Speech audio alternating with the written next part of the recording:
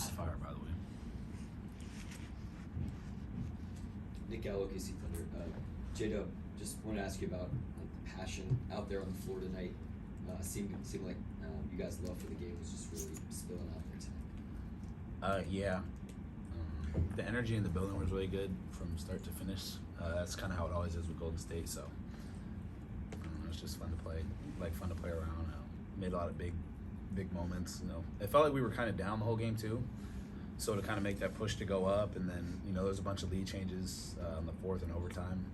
Just kind of emotion just kind of spills out. So it's really fun to play that way. You talked about kind of that process of finding your balance. Seemed to really hit the gas tonight offensively. What was the game telling you? My jump shot felt well, so I was like, I'm gonna shoot the ball. That's probably the most simple way to put it. But I was put in really good positions to be able to kind of create and do that.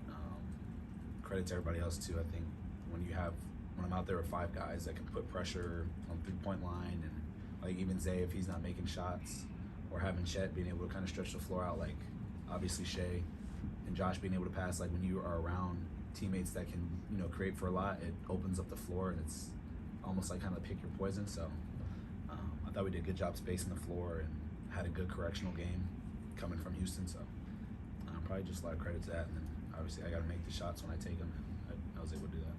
Jalen, toward the end of that game, obviously you had your hands all over that, kind of took off. Just, I know every night isn't going to be everybody's night guaranteed, but what clicks when you go into that mode?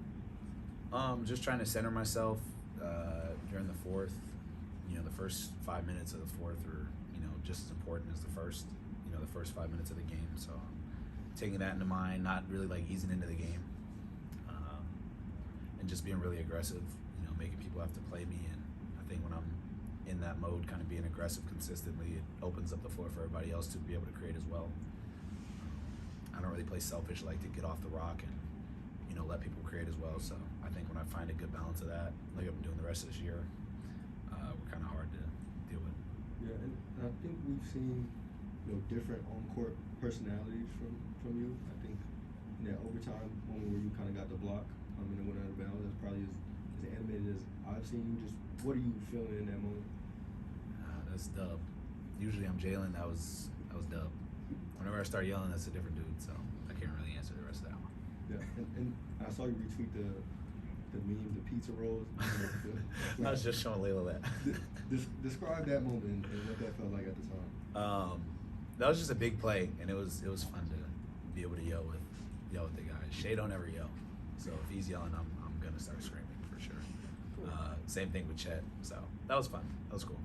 Jalen, the first year or so you were here, did people tell you this place used to be great, the crowd used to be so loud, it used to be such a hard place to play? Did you hear that kind of stuff, or are you starting to see the things you heard about? Yeah, it's been like that all year. I feel like for the most part, it's been gradually getting louder and louder. Yeah, so credit to the fans. I love playing here, so it's fun. It's definitely, depending on the team, sometimes it gets really loud because Golden State fans travel well. I think Lakers usually travel really well, so you kind of get both ends of the spectrum. So it's fun to play here. It's definitely getting louder and louder, so definitely louder than last year, so it's cool. Go ahead, Mike. Yeah, Jalen, you were talking about the emotion of the game, yelling and things like that. How do you kind of compartmentalize during the game where you have a big play like Chet gets the and one off the rebound, but also settle back in of you guys still have to finish the game? That's a good question.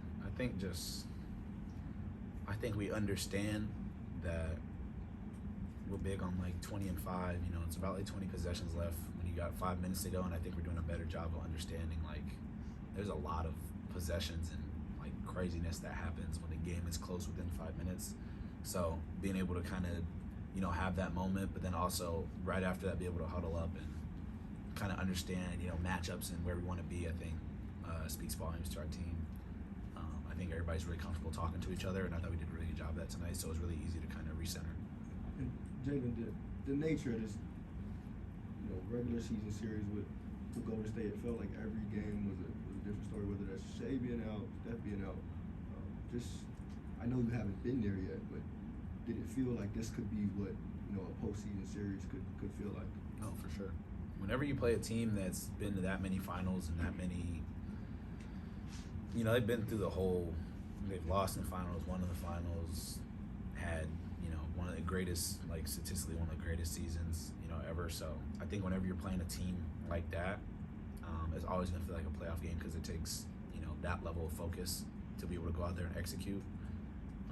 You know, they have guys on their team that have scored, you know, however many points, and they just know what they want to do on offense. So when you're playing a team like that, the level of focus is definitely like that, you know, kind of playoff thing. And that's something that we're not trying to do just with Golden State. You know, we're trying to, no matter who we're playing, Lakers, Celtics, like whoever we're playing on any given night, that's the level of focus that kind of required to go win. Last one, go ahead.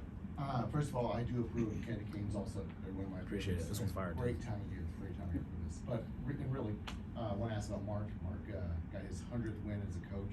He kind of downplayed it quite a bit over the last week or so, even leading up to it. But can you just talk about Mark as a coach and just what he's meant to you as a coach? Yeah.